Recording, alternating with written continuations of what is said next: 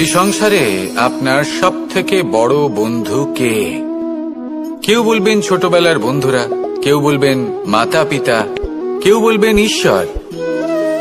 এবারে বলুন যে এই সংসারে আপনার সব থেকে বড় শত্রু কে? কেউ বলবে আপনার বিরোধী, সেই ব্যক্তি যে আপনাকে হিংসে করে, বা আপনার নিজের অহংকার। আমি বলবো যে এই সংসারে আপনার সব থেকে বড় বন্ধু হলো আপনার নিজের মন। এই চঞ্চল মনকে যদি আপনি নিয়ন্ত্রণ করতে শিখতে পারেন, তাহলে এর থেকে বড় বন্ধু এই সংসারে আপনি কোথাও পাবেন না। সেখানেই যদি এই মন আপনাকে বশ করে ফেলে, তাহলে সংসারে এর থেকে বড় শত্রুও আপনি কোথাও পাবেন না। প্রথমে এই মনকে নিয়ন্ত্রণ করতে শিখে যান, আর তখন এই মন প্রসন্ন হয়ে বলবে, মনুষ্য জীবনের সব থেকে বেশি গুরুত্বপূর্ণ বিষয় হল মনের একাগ্রতা। এই সংসারের যে কটি মহান কার্য সম্পাদন হয়েছে তা হল মনের এই একাগ্রতার একমাত্র ফল। আপনি অবশ্যই দেখে থাকবেন, অনেক ছোট বড় নদী যা বয়ে চলে তাদের সামনে একটা বাঁধ নির্মাণ করা হয় সেই সব নদীর জল সঞ্চয় করতে। বাঁধ হয়ে গেলে প্রয়োজন মতো বা মনের ইচ্ছে মতো তাকে ব্যবহার করা সম্ভব। এবার এটাই আমাদের মনের সাথেও সম্ভব। আমাদের মনের একাগ্রতা আজকের দিনে দাঁড়িয়ে বিভিন্ন ধরনের বিকার, ক্রীড়া এবং ভোগের মধ্যে ভাগ হয়ে গেছে। একে একত্রিত করতে হবে, একটা বাঁধ নির্মাণ করতে হবে। শুধু এটাই করতে হবে, যেটা উচিত কর্ম সেটাই করুন, যেটা অনুচিত কর্ম সেটা করা থেকে নিজেকে বিরত রাখুন। এটাই করতে হবে, যেটা উচিত কর্ম সেটাই করুন, যেটা অনুচিত কর্ম সেটা করা থেকে নিজেকে বিরত রাখুন। ব্যাস, এই কাজটাই আপনি করতে থাকুন, করতে থাকুন। মনের মধ্যে একাগ্রতার বাঁধ নির্মাণ করুন। আর একবার যদি তা নির্মাণ হয়ে যায়, তাহলে যখন চাইবেন, যেখানে চাইবেন, যতটা চাইবেন একাগ্রতা প্রয়োগ করতে পারবেন। আর একবার যদি আপনি এটা শিখে যান, তাহলে এই সংসারকে বদলে ফেলার মতো কাজ আপনি করতে পারবেন, সমাজকে শোধরাবার মতো কাজ করতে পারবেন। তাহলে এই মনকে একাগ্র করুন আর আমার সাথে ভালোবেসে বলুন, রাধা রাধা। আমরা সবাই ফল খাই, কিন্তু আমাদের সেই ফলই প্রিয় হয় যে পরিপক্ক হয়ে ওঠে, যেটা নম্র হয়, আর যে ফল অনেক বেশি মিষ্টি আর সুস্বাদু হয়ে থাকে, যাদের রঙে বাহার দেখা যায়। সেইভাবে জীবনে আমরা নানান মানুষের সাথে পরিচিত হই, কিন্তু সেই মানুষই আমাদের মন ছুঁয়ে যায় যারা বিনম্র স্বভাবের, যাদের বাণী খুব মধুর, যাদের অন্তরে আত্মবিশ্বাসের একটা তেজ, একটা রং দেখা যায়। এবার এমন ব্যক্তি আমরা কি করে হব? ঠিক সেইভাবেই যেমন একটা ফল রোদ, বর্ষা, শীত, বায়ু এই সকল সংকটময় পরিস্থিতির সম্মুখীন হয়ে পরিপক্ক হয়ে ওঠে, সেইভাবেই মানুষ সংকটময় পরিস্থিতির সম্মুখীন হয়ে পরিপক্ক হয়ে ওঠেন। যদি এই সংকটের সম্মুখীন হন, তাহলে অভিজ্ঞ হবেন, আর এই অভিজ্ঞতাই শিক্ষা দিয়ে যাবে। এই অভিজ্ঞতা আমাদের শিখিয়ে দেয় যে আমাদের বিনম্র থাকতে হবে। অহংকার করে কোনো লাভ নেই। মধুর বাণীর যে কি মূল্য তা আমরা শিখতে পারি। এই অভিজ্ঞতাই আমাদের বুঝিয়ে দেয় যে উচিত অনুচিত কোনটা, আমাদের দৃষ্টিভঙ্গি তৈরি করে, আর এই দৃষ্টিভঙ্গি দ্বারা আত্মবিশ্বাস জাগ্রত হয়। সেই জন্য জীবনে কখনো বিপদ থেকে দূরে পালাবেন না, সেগুলোর সম্মুখীন হন, অভিজ্ঞতা লাভ করুন, তার থেকে শিক্ষা লাভ করুন, এইভাবেই পরিপক্ক হবেন। আসুন আমার সাথে ভালোবেসে বলুন, রাধা রাধা। ধন সঞ্চয় করা সম্ভব, আর সেই জন্য ধন সব থেকে বেশি মূল্যবান সম্পত্তি নয়। এবার আপনি বলবেন, এ আমি কি বলছি? এই ধন খুব মূল্যবান, আমরা সকলে অর্জন করতে ব্যস্ত। সেটা এই কারণে, কারণ আপনারা জানেন না এই সংসারের সব থেকে বেশি মূল্যবান সম্পত্তি কি। এ হলো সেই সম্পত্তি যা কখনো সঞ্চয় করা সম্ভব নয়। আপনার কাছে যতই ধন থাকুক, তা দিয়ে আপনি স্বাস্থ্য লাভ করতে পারেন, বাড়ি কিনতে পারেন, আদি ইত্যাদি, কিন্তু আপনি যতই ধনী হন না কেন, ফেলে আসা দিনের একটা মুহূর্ত আপনি লাভ করতে পারবেন না। এই একটা মুহূর্ত, এই সময়, এটাই হলো সংসারের সব থেকে মূল্যবান সম্পত্তি। একবার চলে গেলে তা কখনোই ফিরে আসে না। আর এই মুহূর্ত যতই চলে যাক না কেন, আমরা স্মৃতির মাধ্যমে সেগুলি যাপন করতে পারি, তার আনন্দ উপভোগ করতে পারি। আর যার সাথে আমরা সময় অতিবাহিত করেছি তার স্মৃতিতে আমরা চিরকাল জীবিত থাকতে পারি। সেই জন্য সময় সব থেকে মূল্যবান সম্পত্তি, তাকে এইভাবে নষ্ট করবেন না। প্রত্যেকটা মুহূর্ত উপভোগ করুন, আনন্দ করুন, আর ভালোবেসে বলুন রাধা রাধা। যদি কোনো সিংহ বানরের মতো গাছে চড়তে চেষ্টা করে তাহলে কি হবে? একটা মাছ যদি মাটিতে হাঁটতে চেষ্টা করে তাহলে কি হবে? তারা বিফলই হবে। কিন্তু এরকম কেন হয়? তার কারণ হলো প্রকৃতির রচনা কিছুটা এরকম। এখানে প্রত্যেকটি ব্যক্তিকে, প্রত্যেকটি প্রাণীকে আলাদা আলাদা গুণের অধিকারী করা হয়েছে এবং সকলকে একটা সীমাও প্রদান করা হয়েছে। এবার এই যে বৃক্ষ, পশু, পাখি, এদের মধ্যে সেই ক্ষমতাই নেই যে এরা নিজেদের যাচাই করতে পারবে, নিজেদের সীমাগুলো বুঝতে পারবে, নিজেদের সদ্গুণগুলো চিনতে পারবে। এরা সেটা করতে পারবে না। কিন্তু মানুষ তো আলাদা। মানুষের কাছে সেই বিশেষ শক্তি আছে যে তারা পূর্ণরূপে নিজেদের যাচাই করতে পারবে, নিজেকে পূর্ণরূপে বুঝতে পারবে, নিজের দোষ, নিজের অপগুণ, নিজের সদ্গুণ, নিজেদের সীমাগুলো তারা বুঝতে পারবে। আর এটা অত্যন্ত গুরুত্বপূর্ণ। কথায় আছে যে যদি সাফল্য লাভ করতে হয় তাহলে নিজেকে যাচাই করে নিতে হবে। তাই নিজেকে যাচাই করুন, নিজের সাথে পরিচিত হয়ে যান এবং জীবনে কর্ম করতে থাকুন। সাফল্যের শিখরে অবশ্যই পৌঁছে যাবেন। আর ওখানে যদি যান তাহলে এই মন প্রসন্ন হয়ে অবশ্যই বলবে রাধা রাধা। বনের মধ্যে যদি আপনি কোনো বিষাক্ত সাপ দেখেন তাহলে কি করবেন? আপনি তখনই তার থেকে দূরে পালাতে চেষ্টা করবেন। আর এটা কেন করবেন? নিজের রক্ষার্থে। এই কথা আমি নয় মেনে নিলাম, কিন্তু নিজের জীবনে এটা করেন না কেন? আপনি যেখানেই যান, যে স্থানেই যান না কেন, প্রত্যেক সময়, প্রত্যেক মুহূর্তে এমন বিষাক্ত সাপ আপনি অবশ্যই খুঁজে পাবেন। আর সেই সাপ নয় যাদের আপনি বনে খুঁজে পাবেন। এরা হলো সেই সাপ যা আপনাকে পাপ করতে বাধ্য করবে। আপনার অন্তরের বাসনা, ক্রোধ, অহংকার, লোভ, ঈর্ষা, এদের বৃদ্ধি ঘটাবে। দেখুন, বনের এই সাপ আপনাকে একবার ছেড়ে দিতেও পারে, ছোবল নাও মারতে পারে, কিন্তু এই যে পাপরূপী সাপ আছে তা অবশ্যই ছোবল মারবে। কর্ম যদি করেন তাহলে অবশ্যই ফল পাবেন। সেই জন্য যখনই কোথাও যাবেন, যদি এমন কাউকে দেখেন, যদি এমন কিছু দেখেন যে আপনাকে পাপ করতে বাধ্য করছে, তাহলে সেই মুহূর্তে সেখান থেকে পালিয়ে যান। যেমন বনের সাপ দেখে আপনি পালাতে থাকেন। সৎকর্মের রক্ষা অত্যন্ত আবশ্যক। আসুন আর আমার সাথে ভালোবেসে বলুন রাধা রাধা। কি সুন্দর একটা শব্দ। এর অনেকগুলো রূপ রয়েছে, অনেকগুলো অর্থ রয়েছে। প্রথম অর্থ হলো স্বর্ণ, অর্থাৎ সম্পত্তি। দ্বিতীয় অর্থ ধুতুরা, অর্থাৎ গাছের ছোট একটা বীজ যা কিনা অত্যন্ত শক্তিশালী হয়। যদি বেশি মাত্রায় এর প্রয়োগ করা হয় তাহলে এটা বিষময় হয়ে উঠতে পারে। এই হলো সেই ধুতুরা যার প্রয়োগ মহাদেবের পুজোতে করা হয়। এবার প্রশ্ন হলো এটাই যে এই স্বর্ণ এবং এই ধুতুরার মধ্যে মিল কি রয়েছে? মিল হলো এটাই যে এই দুটোই মানুষকে মত্ত করে তোলে। ধুতুরা মানুষকে তখন মত্ত করে যখন তাকে সেবন করা হয়, কিন্তু স্বর্ণ, ধন, সম্পত্তি, মানুষ এটা যতটাই অর্জন করে নেয় সেটাই যথেষ্ট। এই স্বর্ণ মানুষের ভাবনা চিন্তা করার ক্ষমতাকে বশ করে ফেলে। মানুষ সম্পত্তির লোভে মত্ত হয়ে ওঠে, কারণ যে যত চমৎকারী, যতটা অমূল্য হয় তাকে সামলানো কিন্তু ততটাই কঠিন, তাই না? তাই মনে রাখবেন, ধন, স্বর্ণ, সম্পত্তি এগুলো ধুতুরার থেকেও অনেক বেশি বিষাক্ত হতে পারে।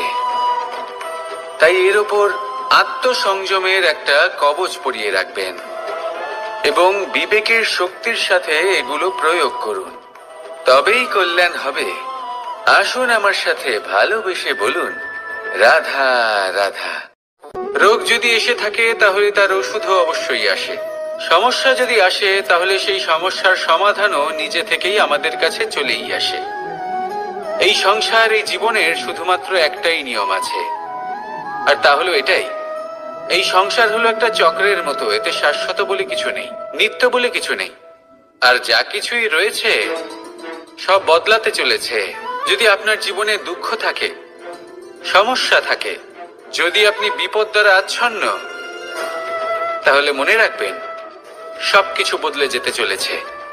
দুঃখের সময় কাঁদবেন না, মনকে আরো দুঃখী করে তুলবেন না, কারণ এখানে যা কিছুই এসেছে তা যাওয়ার জন্যই এসেছে। তাহলে এত চিন্তা কিসের? আনন্দ সহকারে জীবন যাপন করুন, আর আমার সাথে ভালোবেসে বলুন, রাধা রাধা। মানুষের জীবনে তিনটি গুণ অত্যন্ত প্রয়োজনীয়: শ্রদ্ধা, বিনম্রতা, যোগ্যতা। যদি জ্ঞান লাভ করতে চান তাহলে শ্রদ্ধার প্রয়োজন, যদি মান লাভ করতে চান তাহলে স্বভাবে বিনম্র হওয়া প্রয়োজন, আর যদি মনোবাঞ্ছিত স্থান লাভ করতে চান তাহলে যোগ্যতার প্রয়োজন। বিষয়টা সহজ। শ্রদ্ধা আপনাকে জ্ঞান দেবে, নম্রতা আপনাকে মান, আর যোগ্যতা উচিত স্থান দেবে। কিন্তু যদি আপনি এই তিনটি গুণ সম্মিলিত করেন তাহলে এমন কিছু লাভ করবেন যা এই সব কিছুর থেকে অনেক ঊর্ধ্বে। সম্মান। আর এ হলো সেই সম্মান যা প্রত্যেক মানুষের নিজের জীবনে লাভ করতে চেষ্টা করা উচিত, কারণ এই হলো সেই সম্মান যার কারণে আপনি চলে যাওয়ার পরেও এই সংসার আপনাকে ভালোবাসবে আর মনে রাখবে। আসুন আমার সাথে ভালোবেসে বলুন, রাধা রাধা। জীবনে গতি অত্যন্ত গুরুত্বপূর্ণ, মতিও হলো গুরুত্বপূর্ণ, এবং তার থেকেও বেশি গুরুত্বপূর্ণ হলো সঙ্গতি। একটা জলের ফোঁটা, তার মধ্যে গতি থাকে, প্রকৃতির মধ্যে তা লাভ করার ইচ্ছে নিহিত থাকে, কিন্তু এই যে সঙ্গতি তা নির্ধারিত করে যে এই জলের ফোঁটা ঝিনুকের মুখে পড়ে মুক্ততে পরিণত হবে নাকি বিষাক্ত সাপের মুখে পড়ে বিষে পরিণত হবে। এবার দেখুন, এই জঞ্জাল স্বর্ণকারের দোকানের সামনেও থাকে এবং জঞ্জাল একজন ব্যবসাদারের দোকানেও থাকে, কিন্তু জঞ্জাল যা স্বর্ণকারের দোকানে থাকে তা ব্যবসাদারের দোকানের জঞ্জালের থেকে অনেক বেশি মূল্যবান, কারণ তার মধ্যে সোনার কণার সঙ্গতি থাকে।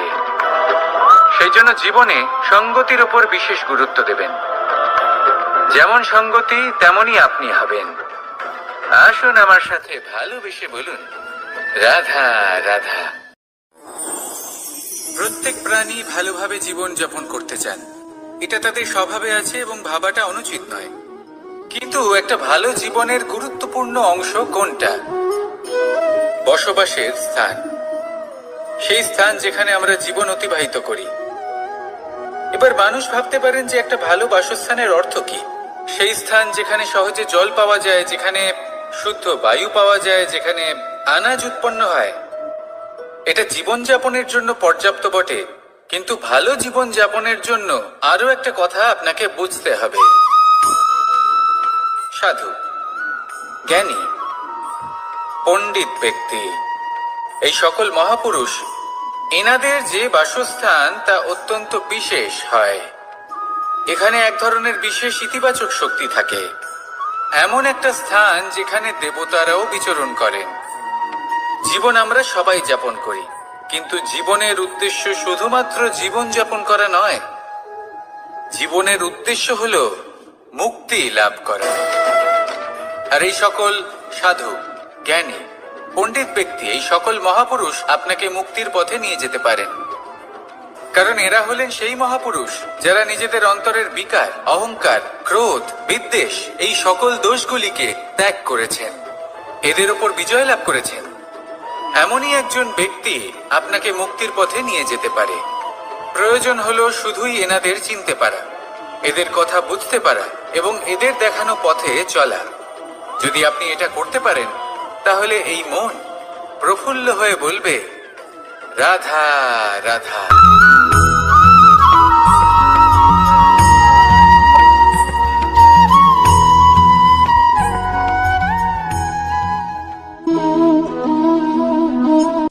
এই শুকনো পাতাটিকে দেখুন, নিষ্প্রাণ হয়ে পড়েছে।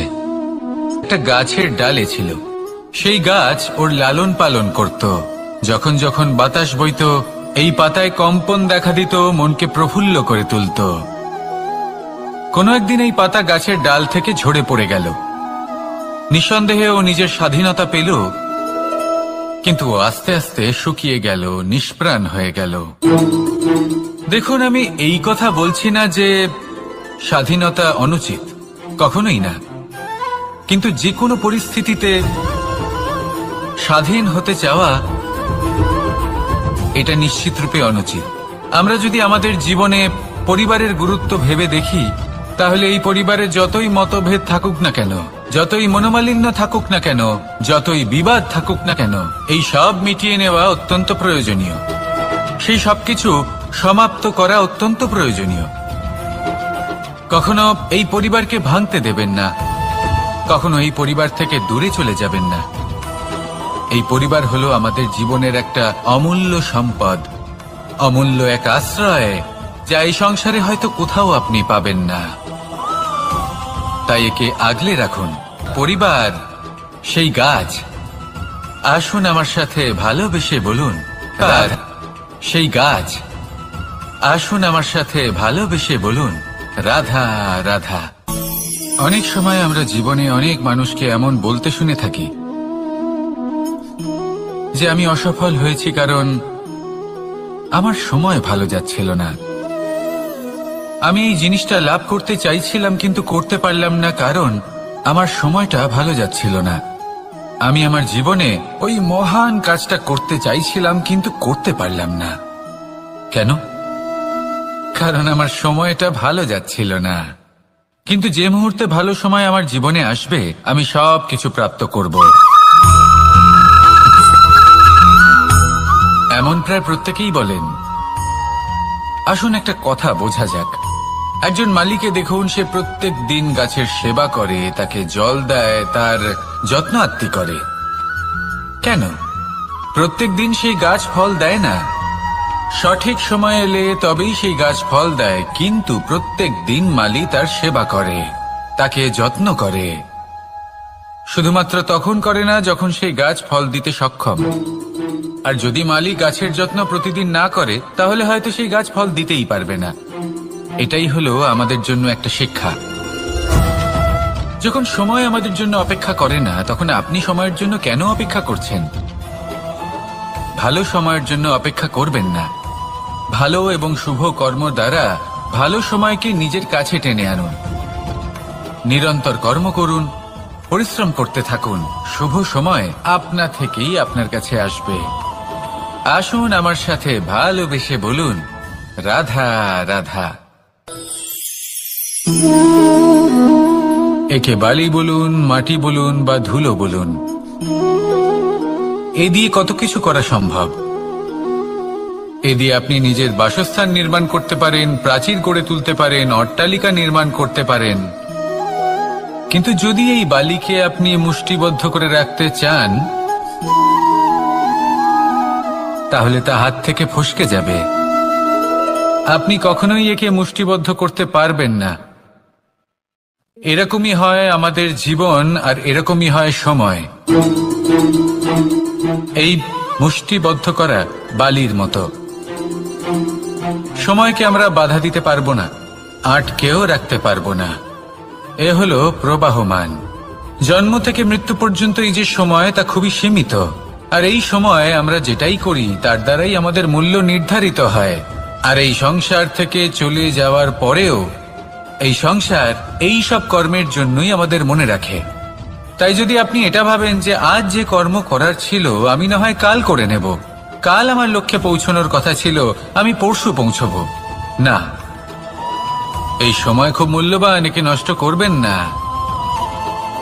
এই সময়কে সদ্ব্যবহার করুন, মহান হবার পথে অগ্রসর হন। একে যদি মুষ্টিবদ্ধ করে রাখার চেষ্টা করেন, এই সময় থেমে থাকবে না। আসুন আমার সাথে ভালোবেসে বলুন, রাধা রাধা। আমাদের জীবনে অনেক ধরনের ব্যক্তি এসে থাকেন। কেউ কেউ আমাদের সাথে থেকে যান, কেউ আমাদের থেকে দূরে চলে যান। কেউ ভালো মানুষ হন, কেউ খারাপ মানুষ। কিন্তু আমরা সবসময় সেই সময়টাকে নিয়ে দুঃখ প্রকাশ করি যখন আমাদের জীবনে কোনো খারাপ ব্যক্তি প্রবেশ করেন। তারা আমাদের খারাপ অনুভূতি দেন, দুঃখ দেন, কষ্ট দেন। আমরা সবাই তাকে ভালো মন্দ কথা বলি। কিন্তু কেন? এমন বিভিন্ন ধরনের মানুষ, খারাপ মানুষ, ভালো মানুষ সবার জীবনেই আসেন এবং সকলকেই একটা অমূল্য শিক্ষা দান করে যান। এবার আপনি নিজেই ভেবে দেখুন, জীবনে যখন প্রথমবার আপনি আগুন স্পর্শ করেছিলেন, তখন আপনি একটা শিক্ষা লাভ করেছিলেন যে আমাকে আগুনের থেকে একটু দূরে থাকতে হবে। তারপর আস্তে আস্তে আপনি শিখলেন যে কিভাবে এই আগুনকে নিয়ন্ত্রণে রাখতে হবে। তারপর আপনি শিখলেন যে কিভাবে নিজের জীবনে তাকে প্রয়োগ করতে হবে, তা সে অন্ধকারে প্রকাশ লাভ করার জন্য হোক বা খাবার বানানোর জন্য। সেইভাবেই কোনো খারাপ ব্যক্তি যখন আপনার জীবনে আসে, কোনো শিক্ষা দিয়ে যান, তার প্রতি কৃতজ্ঞ থাকুন। তার বিষয় খারাপ ভাবার বা খারাপ অনুভূতি নিয়ে থাকার কোনো প্রয়োজন নেই। সেই শিক্ষা লাভ করুন। সংসারে আমাদের জীবনে যখন কোনো সুখ বা দুঃখ আসে, তার জন্য আমরা কাউকে না কাউকে অবশ্যই দায়ী করে থাকি, তাই না? এই ব্যক্তি আমাদের সাথে এরকম কাজ করেছেন, তাই আমার সাথে এমন হলো। ওই ব্যক্তি যদি এমনটা না করতেন, তাহলে আজ আমি ওই স্থানে পৌঁছতে পারতাম। সবই আপনার দৃষ্টিভঙ্গির ওপর নির্ভরশীল। আর যদি আপনার দৃষ্টিভঙ্গি এমন হয়, তাহলে তা অনুচিত। সত্যি কথা বলতে, এই সংসারে ভিন্ন ভিন্ন ধরনের মানুষ আছে। এটা আপনার ওপর নির্ভর করছে কিভাবে তাদের স্বাগত জানাবেন। একবার ভাবুন, আমি আমার দুটো হাত সামনে নিয়ে এলাম, দুটো মুঠো খুলে দিলাম। দুই প্রকারের মানুষ আসবেন, কিছু না কিছু দিয়ে যাবেন। এই মুঠো যদি আমি বন্ধ করে দিই, তাহলে না কেউ আমাকে কিছু দিতে পারবে, না আমার কিছু যাবে আসবে। নিশ্চয়ই বুঝতে পারছেন এই দুই ধরনের ব্যক্তি কারা এবং তারা কি দিয়ে যান। আমি যদি নিজের মুঠো খুলে দিই, তাহলে কিছু ভালো মানুষ আসবেন, আমাকে আনন্দ, সন্তুষ্টি, জ্ঞান প্রদান করে যাবেন, ভালো অভিজ্ঞতা দিয়ে যাবেন। কোনো খারাপ ব্যক্তি যদি আসেন, তাহলে তিনিও খারাপ অভিজ্ঞতা দেবেন, যার থেকে আমি শিক্ষা লাভ করব। এই সব কিছু আমি লাভ করতে পারি। মুঠো যদি বন্ধ করে রাখি, তাহলে আমি কিছুই পাবো না। দেখুন, এই সংসারে প্রত্যেকের জীবনে এইরকম। প্রত্যেকের জীবনে সবকিছুই আছে, ভালো খারাপ দুই মানুষই আছে। ভালো অভিজ্ঞতা আছে, খারাপ অভিজ্ঞতা আছে। নির্ভর করছে আপনার উপর যে আপনি কি করবেন, এনাদের স্বাগত কিভাবে জানাবেন, কার থেকে কি বুঝবেন, কি শিখতে পারবেন, আর কোন দৃষ্টিভঙ্গি নিয়ে অগ্রসর হবেন। এটাই নির্ধারণ করবে যে আপনার জীবন কেমন হবে। আসুন আমার সাথে ভালোবেসে বলুন, রাধা রাধা। জীবনে যখন কোনো ব্যক্তি নিজের লক্ষ্য প্রাপ্তির জন্য নিরন্তর পরিশ্রম করতে থাকেন, চেষ্টা করতে থাকেন, তখন তিনি কষ্ট অনুভব করেন। কখনো শারীরিক কষ্ট, কখনো মানসিক কষ্ট। এবার উনি এটা ভাবতে থাকেন যে আমি কি উচিত করছি নাকি অনুচিত করছি। কারণ অন্যদিকে এমন একজন ব্যক্তিও আছেন যিনি একদমই পরিশ্রম, চেষ্টা করছেন না। তিনি মদিরা পান করেন, বিলাসিতায় জীবন কাটান, অলস প্রকৃতির হয়ে ওঠেন, নিদ্রাতে বিলীন হয়ে থাকেন আর ভাবেন যে তিনি সুখ লাভ করছেন। কিন্তু এরকম কেন হয়? কারণ যখন আমরা সৎ পথে থাকি, উচিত পথে চলি, লক্ষ্য প্রাপ্ত করার জন্য চেষ্টা করতে থাকি, তখন আমাদের ভেতরে থাকা নেতিবাচক শক্তি এবং পাপ এই দেহকে ত্যাগ করে দেয়। আর এই অনুভূতিটাই আমাদের দুঃখের অনুভূতি দেয়, কষ্ট দেয়। এবার সেখানে যদি আমরা কুপথে চলি, অনুচিত পথে চলতে থাকি, তাহলে আমাদের ভেতরে থাকা পুণ্য এবং ধনাত্মক শক্তি আমাদের দেহ ত্যাগ করে দেয়। আর এই অনুভূতির কারণেই আমরা সুখ অনুভব করি। কিন্তু কখনো ভাববেন যে এই সুখ বেশি সময় পর্যন্ত থাকে না। সেই জন্য সবসময় মনে রাখবেন, যদি আপনি জানেন যে এটাই আপনার লক্ষ্য, এটাই উচিত পথ, শুভ পথ, তাতে নিরন্তরভাবে এগিয়ে যেতে চেষ্টা করতে থাকুন। এই কষ্ট আপনাকে সুখের পরাকাষ্ঠায় কখন পৌঁছে দেবে তা আপনি জানতেই পারবেন না। আসুন আমার সাথে ভালোবেসে বলুন, রাধা রাধা। প্রত্যেক মানুষ নিজের জীবনে হীরক তথা হীরে এবং দর্পণ এই দুই দেখেছেন। এই দুই হলো সাদা এবং এরা দুজনেই আলোর প্রতিফলন ঘটায় এবং এরা দুজনেই উজ্জ্বল হয়ে ওঠে। আপনি হয়তো মনে মনে ভাবছেন যে এটা কি ধরনের তুলনা করছি। একটা হীরে তো রত্ন, তার মূল্য দর্পণের থেকে অনেক গুণ বেশি। কিন্তু হীরে থাকাতে দর্পণের মূল্য কিন্তু কোনো অংশে কমে যায় না, তাই না? মানুষ যখন হীরে নিজের হাতে নেয় তখন সবার আগে কি খোঁজে? দর্পণ, যাতে তার মধ্যে দিয়ে দেখে সে বুঝতে পারে যে সেই হীরে আদৌ তার শোভাবর্ধন করছে কিনা, তাকে ভালো দেখাচ্ছে কিনা, প্রসাধনের জন্য সেটা ব্যবহার করা ঠিক হবে কিনা। অর্থাৎ হীরের উপস্থিতিতে দর্পণের গুরুত্ব কম হলো না, দর্পণের কারণে হীরের মূল্য বোঝা গেল। আমাদের জীবনেও ঠিক এরকমই ঘটে। আপনারা যদি সংসারে নিজের আশেপাশে দেখেন, এমন অনেক মানুষ দেখতে পাবেন যারা নিজেদের ক্ষেত্রে মহান স্থানে পৌঁছেছেন, নিপুণ এবং শ্রেষ্ঠ হয়েছেন। আর তাদের মধ্যে আপনার নিজের মনে হয় যেন আপনি হলেন দর্পণ। নিজেকে ছোট মনে করবেন না। আপনার মূল্য কম হচ্ছে না, আপনার নিজস্ব মূল্য আছে। আর যদি আপনার অস্তিত্ব না থাকে তাহলে ওনাদের অস্তিত্বের মূল্য সংসার বুঝতেই পারবে না। জীবনে সবসময় চেষ্টা করবেন যাতে আপনি আরো বেশি শ্রেষ্ঠ হয়ে উঠতে পারেন। আপনি নিজে যে স্থানে আছেন সেটাকে ছোট মনে করবেন না, তারও নিজস্ব একটা মূল্য আছে। যদি আপনি হীরে হয়ে থাকেন তাহলে অহংকার করবেন না, যদি আপনি দর্পণ হয়ে থাকেন তাহলে নিজেকে ছোট মনে করবেন না। আসুন আর আমার সাথে ভালোবেসে বলুন, রাধা রাধা। মানুষ জন্মগ্রহণ করে, তার সাথে ভয়েরও জন্ম হয়। ছোটবেলা থেকেই আমাদের মনে কোনো না কোনো প্রকারের ভয় থেকেই যায়। কেউ এই বিষয়ে ভয় পায় যে তার কোনো বস্তু তার থেকে দূরে চলে যাবে, কেউ এই বিষয়ে ভয় পায় যে আমি নিজেকে হারিয়ে ফেলব, কেউ এই ভেবে ভয় পায় যে আমার প্রিয়জনেরা তারা যেন আমার থেকে দূরে না চলে যায়, কেউ এই ভেবে ভয় পায় যে আমরা যেন পথ না হারিয়ে ফেলি, আদি ইত্যাদি। কিন্তু সত্যি কথা বলতে ভেবে দেখুন, এই ভয় বাস্তবে কি? শুধুই একটা মনস্থিতি, আর কিছুই নয়। যা কিছু আপনি জীবনে পেয়েছেন তা একদিন আপনাকে হারাতে হবে। এই জীবন হলো আপনারই, কিন্তু তাও একদিন সমাপ্ত হবে। তাই ভয় পেয়ে কি লাভ? এই ভয় শুধু আপনাকে জীবন যাপন করা থেকে বাধা দিচ্ছে, আর কিচ্ছু নয়। পথ হারিয়ে ফেললেই বুঝতে পারবেন যে নতুন পথ কিভাবে বানাতে হয়। কিছু মানুষকে জীবন থেকে হারালে তবেই আপনি বুঝবেন যে আপনার আপনজনকে।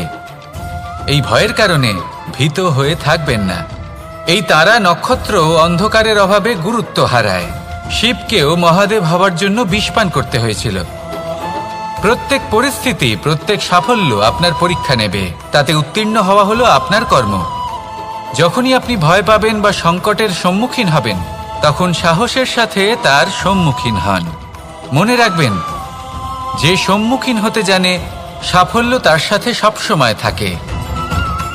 আসুন আর আমার সাথে ভালোবেসে বলুন, রাধা রাধা।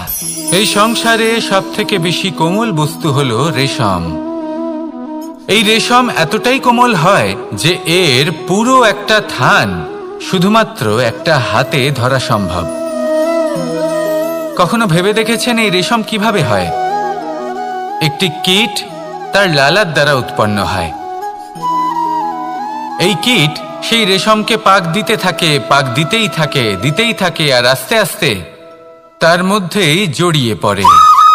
শেষে ওর এই সুন্দর অমূল্য সৃষ্টি রেশমের এই সুতো তার নির্মাণ কার্য পূর্ণ হয়, কিন্তু তাতেই ও নিজে বন্দী হয়ে যায়। নিজেরই মায়াজালের এই বন্দী গৃহে নিজেই ফেঁসে যায়। এবার এই সুতোকে ব্যবহারযোগ্য করে তোলার জন্য এই কীটগুলিকে এই কবচের সাথেই ফুটন্ত জলে ফেলে দেওয়া হয়। এই সংসারে যদি আমাদের স্বপ্ন এই সংসারের দুঃখ হরণ করার জন্য এই সংসারে সুখ বিতরণ করার জন্য হয়, তবেই আমাদের প্রগতি সম্ভব। যদি আমাদের এই স্বপ্ন শুধুই আমাদের এবং আমাদের স্বার্থ সিদ্ধির জন্য হয়, তাহলে এই স্বপ্ন আমাদের অন্ধ করে দেবে, আমাদের অন্ধকারের পথে নিয়ে যাবে, আর আমরাও সেই কীটের মতো হয়ে যাব। নিজেদেরই মায়াজালে আমরা নিজেই ফেঁসে যাব, আর শেষে আমরা যদি কিছু লাভ করি তা হবে একাকিত্ব, অন্ধকারময় মৃত্যু। তাই স্বপ্ন অবশ্যই দেখুন, কিন্তু এমনভাবে স্বপ্ন দেখবেন না যে তার এই বন্দিগৃহে আপনি নিজেই ফেঁসে গেলেন। স্বপ্ন দেখুন পরোপকারের, পরমার্থের, সবাইকে উদ্ধারের, অন্ধকারের নয়।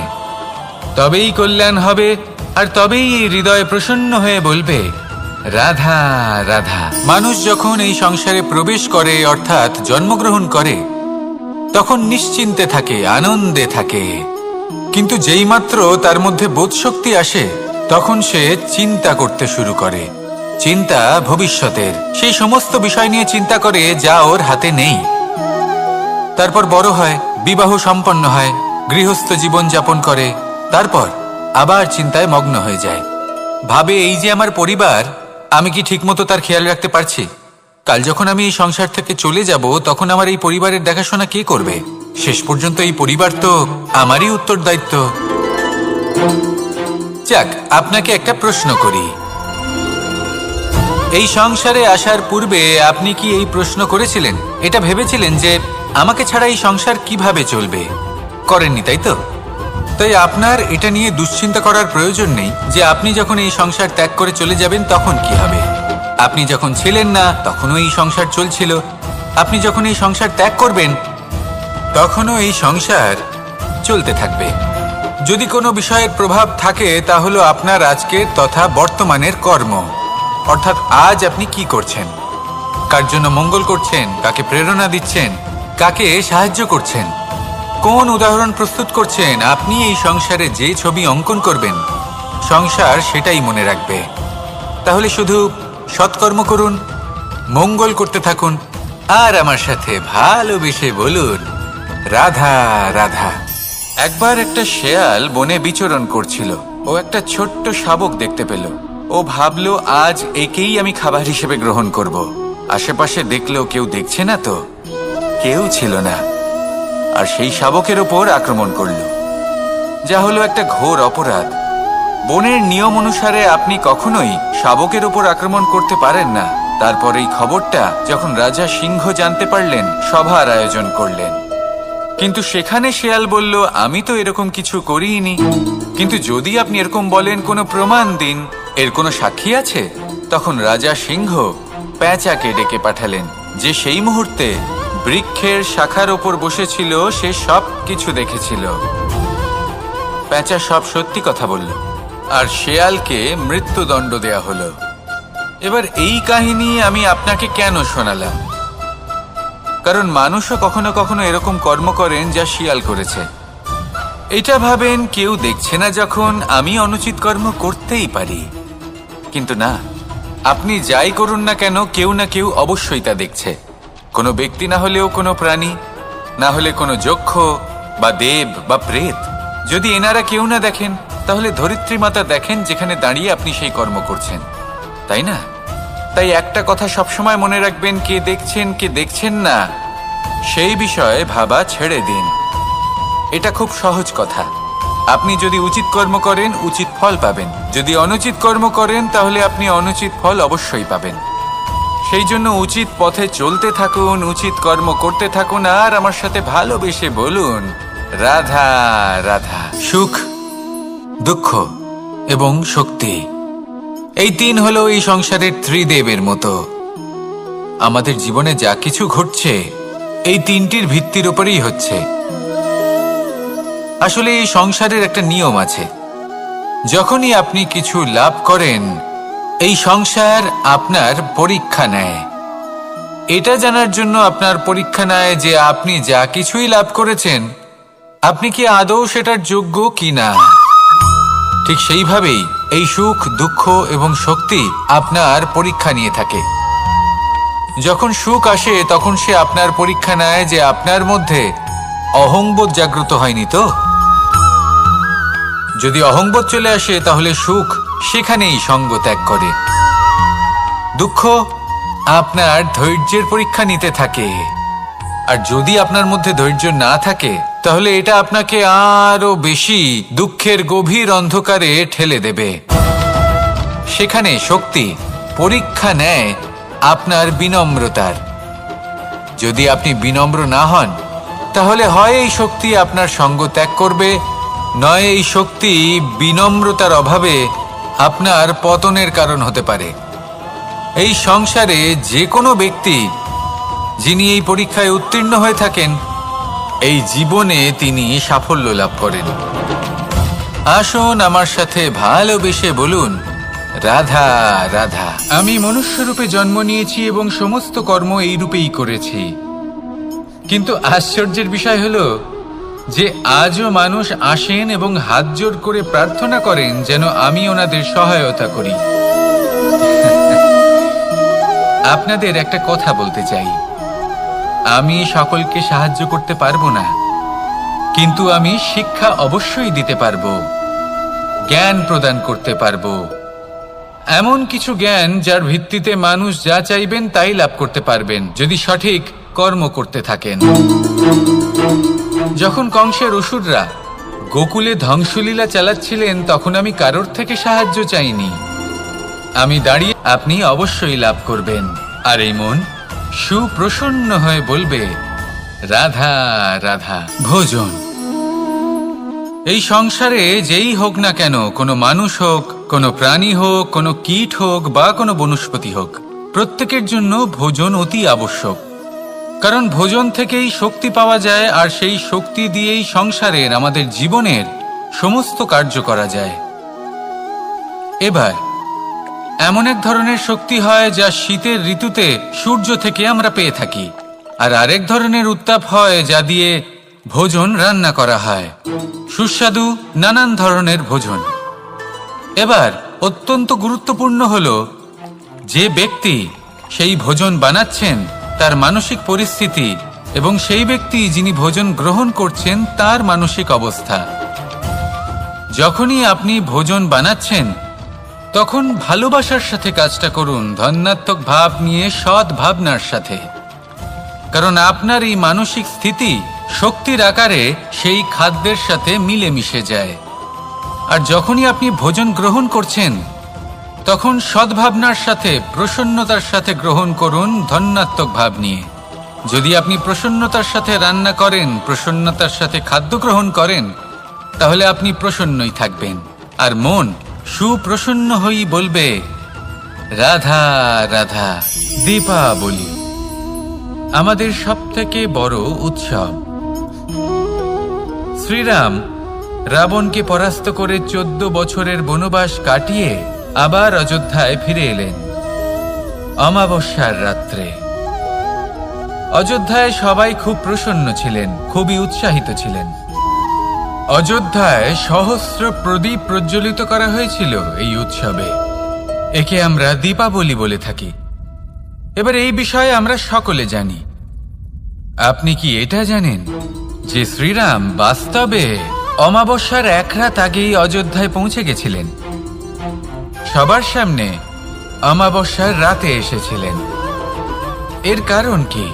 শ্রীরাম প্রমাণ করতে চেয়েছিলেন যে যে কোনো সময়, দিন হোক বা রাত, শুভ বা অশুভ হয় না।